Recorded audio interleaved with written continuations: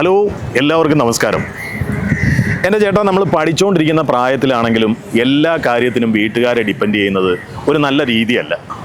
എല്ലാ കാര്യമെന്ന് പറഞ്ഞു കഴിഞ്ഞാൽ പൈസ കാര്യത്തിനാണ് എപ്പോഴും വീട്ടുകാരുടെ അടുത്ത് ചെന്ന് പൈസ വേണമെന്ന് ചെറുതും വലുതുമായ കാര്യത്തിന് നമ്മൾ ആവശ്യപ്പെടുന്നത് അത്ര നല്ല കാര്യമല്ല. ഈ പറഞ്ഞത് ഞാനല്ല കേട്ടോ. ഇന്നലെ ഈ കൊല്ലം ബീച്ചിൽ വെച്ച് ഞാൻ പരിചയപ്പെട്ട 4 ചുള്ളന്മാർ പയ്യന്മാരാണ് എന്നോട് ഈ കാര്യം പറഞ്ഞത്. ഇവരിത് പറയാനൊരു കാരണമുണ്ട്. ഞാൻ ഇന്നലെ അവരെ ഇവിടെ വെച്ച് കാണുമ്പോൾ അവരൊരു പ്രത്യേക തരത്തിലുള്ള ജോലിയിൽ ഏർപ്പെട്ടുകൊണ്ടിരിക്കുകയായിരുന്നു. ജോലി എന്ന് പറഞ്ഞാൽ ഒരു പാർട്ട് ടൈം ജോബ് എന്ന് വേണമെങ്കിൽ പറയാം. അതായത് അവർ പഠിച്ചുകൊണ്ടിരിക്കുന്ന 4 പയ്യന്മാരാണ്. സൽമാൻ, അജ്മൽ, റംസാൻ, പിന്നെയും ഒരു സൽമാൻ. +1, +2, ഡിഗ്രി ഇതിനൊക്കെയാണ് അവർ പഠിച്ചുകൊണ്ടിരിക്കുന്നത്. അപ്പോൾ ഈ പഠനത്തിനിടയിൽ കിട്ടിയ ഇടവേളകളിൽ അവരിവിടെയും കൊല്ലത്തിൻ്റെ വിവിധ ഭാഗങ്ങളിലും ഒരു പ്രത്യേക തരം ജോലിയിൽ ഏർപ്പെടും.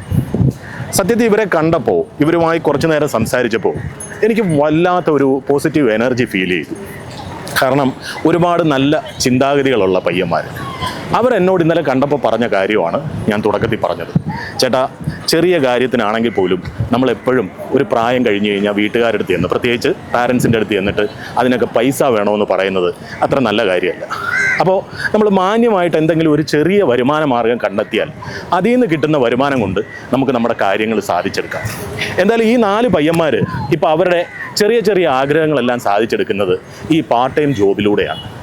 എന്തായാലും അവരുടെ ആ ജോബിനെ കുറിച്ചുള്ള വിശേഷവും പിന്നെ അവർ പറയുന്ന മറ്റു ചില കാര്യങ്ങളും കൂടി ഉൾപ്പെടുത്തിക്കൊണ്ടാണ് ഇന്നത്തെ ഈ വീഡിയോ ഞാൻ തയ്യാറാക്കിയിരിക്കുന്നത്. കണ്ടു നോക്കൂ.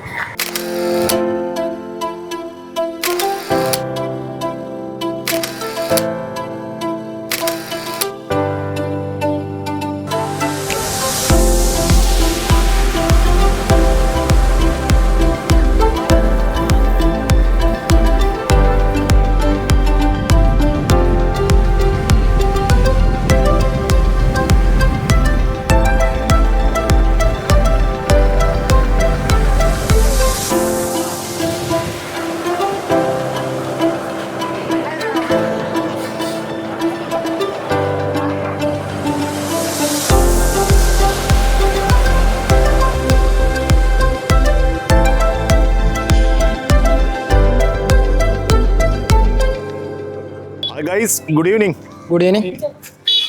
അപ്പോൾ നിങ്ങൾ നിങ്ങളുടെ ഡ്യൂട്ടി തുടങ്ങാൻ പോവാണല്ലേ? ഇന്നിപ്പോ 4 പേരേ ഉള്ളൂ? ഇന്ന് 4 പേരേ ഉള്ളൂ. എല്ലാ ദിവസവും 4 പേരേ ഉള്ളൂ? ഓരോ വർക്കിനും വർക്ക് കിട്ടുന്ന അനുസരിച്ച് ആള് മാറും. ഓക്കെ.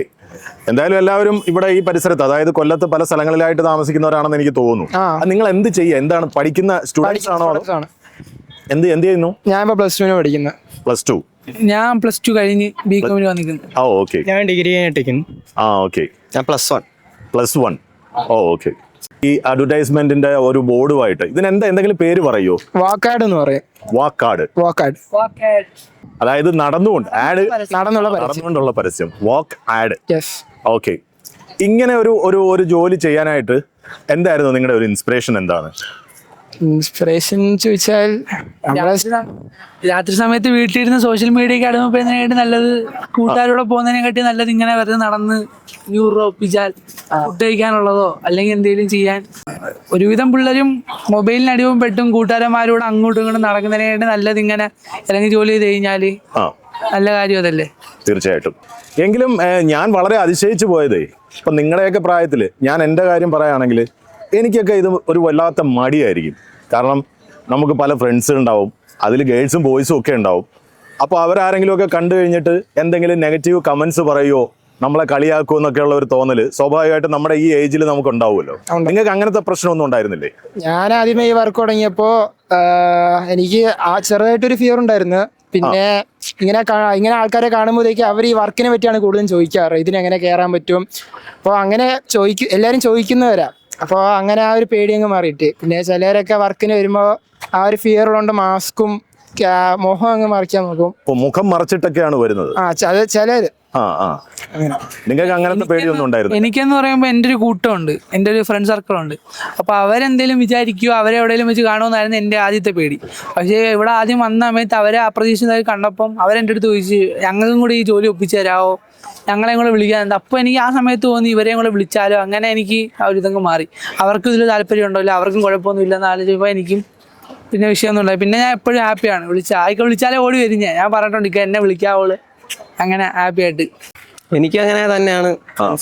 വീട്ടിൽ എന്തെങ്കിലും പ്രശ്നമൊക്കെ ഉണ്ടായിരുന്നോ? ആദ്യമൊക്കെ ഉണ്ടായിരുന്നു, പിന്നെ കുഴപ്പമില്ല, പറഞ്ഞ് സെറ്റായി. വീട്ടിൽ എന്താ അവര് പറഞ്ഞേ?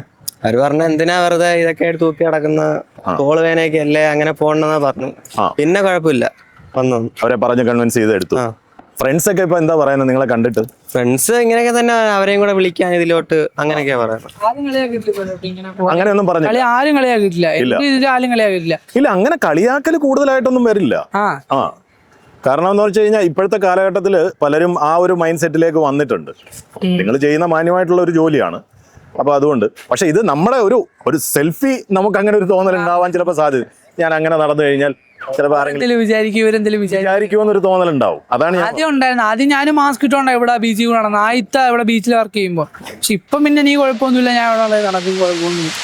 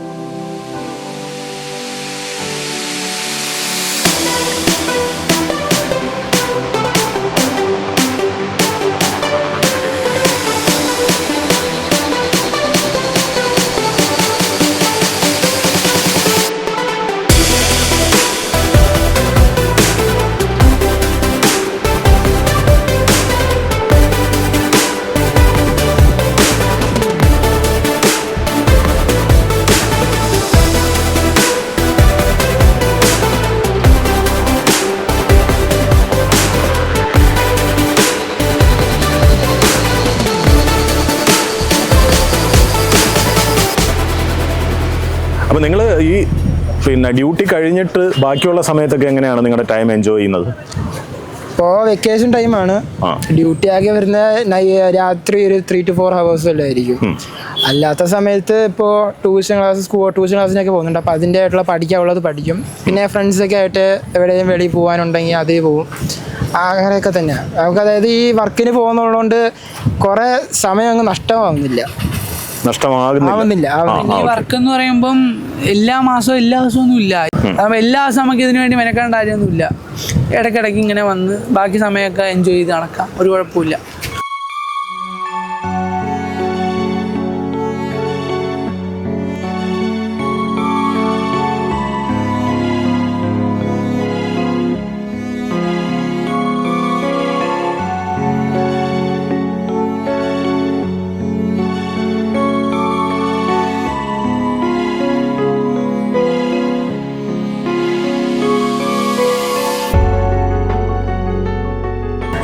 ഞാൻ ലാലു അലക്സ് ചോദിക്കുന്ന കണക്ക് പേഴ്സണലായിട്ട് ചോദിക്കുക, ഒരു ദിവസം നിങ്ങൾക്ക് ഇത് ചെയ്യുമ്പോൾ എത്ര രൂപ കിട്ടും?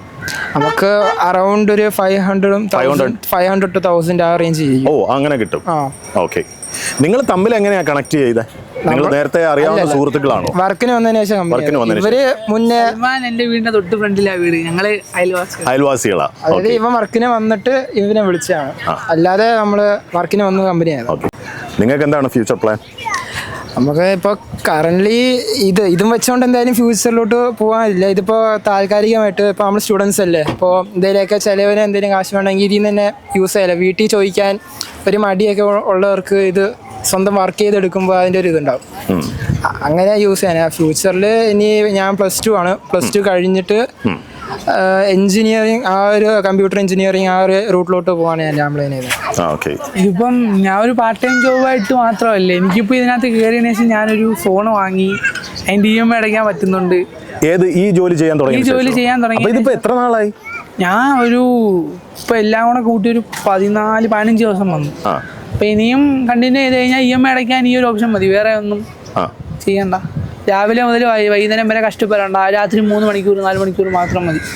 അല്ല, പഠിക്കുന്ന സമയത്ത് ചില ആൾക്കാർ പഠിക്കുന്ന സമയത്ത് പഠിത്തത്തിൽ മാത്രമായിരിക്കും കോൺസെൻട്രേറ്റ് ചെയ്യുന്നത്. അപ്പം നിങ്ങൾക്ക് എന്താണ് ഇങ്ങനെ പഠിക്കുന്നതിനിടയിൽ ഒരു സൈഡ് ജോബ് അല്ലെങ്കിൽ ഒരു പാർട്ട് ടൈം ജോബ് എന്നുള്ള ഒരു കോൺസെപ്റ്റ്? വെക്കേഷൻ ആയതുകൊണ്ടാണ് മെയിൻ ആയിട്ട് വെക്കേഷൻ ആയതുകൊണ്ടാണ് മെയിൻ ആയിട്ട് ഇത് ഇതാക്കിയത്. ഇനിയിപ്പം ഞാൻ +2 കഴിഞ്ഞ് നിൽക്കുക, അതിന് റിസൾട്ട് വരുമ്പോൾ ഇനി 2 മാസത്തേക്കുള്ള സമയമുണ്ട്.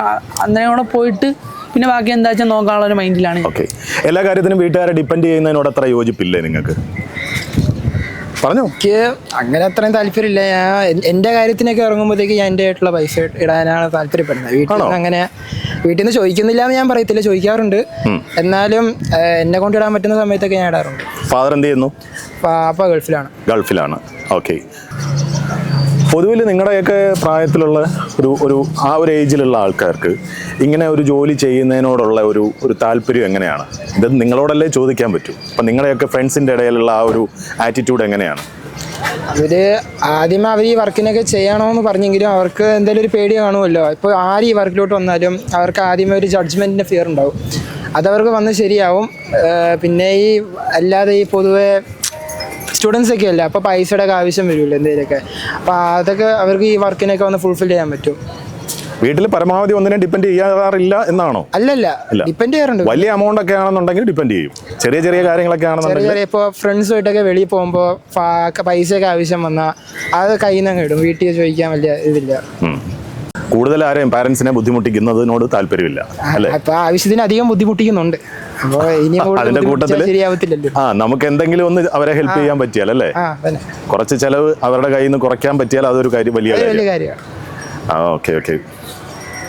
നിങ്ങൾക്ക് നിങ്ങളുടെ ഈ ഇതുവരെയുള്ള ഒരു എക്സ്പീരിയൻസ് വെച്ചിട്ട് പുതിയ ജനറേഷൻ അല്ലെങ്കിൽ ഇതുപോലെയുള്ള ജോലികൾ ചെയ്യാനായിട്ട് പുതിയ പിള്ളേരോട് അല്ലെ നിങ്ങളുടെ അനിയന്മാരോട് നിങ്ങൾക്ക് എന്താണ് പറയാനുള്ള ഒരു നല്ലൊരു ഉപദേശം എന്നുള്ള നിലയ്ക്ക്? ഉപദേശം എന്ന് പറഞ്ഞാൽ ഇപ്പോൾ അവർ സ്റ്റുഡൻസ് ആയതുകൊണ്ട് ഇങ്ങനെ ചെറിയ വർക്കിനൊക്കെ ചെയ്ത് വരുമ്പോൾ എന്തെങ്കിലും ഒരു എക്സ്പീരിയൻസ് കാണും. ഇപ്പോൾ ചുമ്മാ നടക്കുന്നത് തന്നെ ഇപ്പോൾ ആർക്കെങ്കിലും സോഷ്യൽ ആങ്സൈറ്റി ഒക്കെ ഉണ്ടെങ്കിൽ അവർക്ക് അതങ്ങ് മാറിക്കിട്ടും. ഒരു ഫിയർ ഓഫ് ജഡ്ജ്മെൻറ്റ് അത് മാറിക്കിട്ടും. പിന്നെ പൊതുവെ ഒരു എക്സ്പീരിയൻസ് ആണിത്. നിങ്ങളെ കണ്ടതിലും പരിചയപ്പെട്ടതിലും വളരെ വളരെ സന്തോഷം. സത്യം പറഞ്ഞാൽ നിങ്ങൾ നമ്മുടെ പുതിയ തലമുറയ്ക്കും തലമുറയ്ക്കെന്ന് മാത്രമല്ല പൊതുവിൽ എല്ലാവർക്കും നിങ്ങൾ നൽകുന്ന ഒരു വലിയൊരു പോസിറ്റീവ് മെസ്സേജ് ഉണ്ട്. നമ്മുടെ പ്രായമല്ല അല്ലെങ്കിൽ നമ്മുടെ ചുറ്റുപാടല്ല വലിയ പ്രശ്നം. നമ്മൾ ഒരു തീരുമാനം എടുക്കുക, ആ തീരുമാനം വളരെ സ്ട്രോങ് ആയിട്ട് നടപ്പിലാക്കുക. അതിൽ ആ മറ്റുള്ളവർ എന്ത് പറയുന്നു, ആരെങ്ങനെ നോക്കുന്നു കാണുന്നു, ഇതൊന്നും ഒരു വിഷയമേ അല്ല അല്ലേ? Okay, thank you very much. അപ്പോൾ എല്ലാവർക്കും have A great future. Okay, ശരി, താങ്ക് യു. നമ്മുടെ പുതിയ തലമുറയിലെ ചിലരെങ്കിലും വഴിതെറ്റി പോകുന്നു എന്നാണ് പൊതുവെയുള്ളൊരു ആക്ഷേപം. ഇതിൽ കുറേയേറെ സത്യവുമുണ്ട്. ഇന്ത്യൻ ക്രൈം റേറ്റ് നോക്കുകയാണെങ്കിൽ അതിൽ ചെറിയൊരു ശതമാനമെങ്കിലും പുതിയ തലമുറ ഉൾപ്പെടുന്നു എന്നുള്ളതും വളരെ വലിയൊരു വാസ്തവമാണ്. എന്തുകൊണ്ടാണ് ഇവരിങ്ങനെ വഴിതെറ്റുന്നത് എന്ന് അന്വേഷിച്ചാൽ നമുക്ക് ഏവർക്കും മനസ്സിലാക്കാൻ പറ്റുന്ന ഒരു സത്യമുണ്ട്. അതുതന്നെയാണ് ഈ 4 പയ്യന്മാരും ഇന്ന് നമ്മളോട് പറഞ്ഞത്. അവർ പറഞ്ഞൊരു പ്രധാനപ്പെട്ട കാര്യം, നമ്മുടെ ഫ്രീ ടൈമുകളിൽ നമ്മൾ ഏതെങ്കിലും സൈഡ് ജോബിന് പോകുന്നത് ഏറ്റവും നല്ലൊരു കാര്യമാണ്. അങ്ങനെ ആവുമ്പോൾ ഈ ഫ്രീ ടൈമിൽ വെറുതെ എവിടെയെങ്കിലും ഒറ്റയ്ക്കിരുന്ന് മൊബൈലിൽ ഇങ്ങനെ സ്കിപ്പ് ചെയ്ത് അതുവഴി വഴിതെറ്റാതിരിക്കാനും അതുപോലെ തന്നെ തെറ്റായ കൂട്ടുസെറ്റ് ചേർന്ന് തെറ്റായ വഴിയിലേക്ക് പോകാതിരിക്കാനും ഇത് വളരെയധികം ഉപകാരപ്രദമാകും എന്നാണ് ഇവർ പൊതുവെ പറഞ്ഞൊരു കാര്യം. സത്യത്തിൽ അതൊരു വലിയ മെസ്സേജാണ്.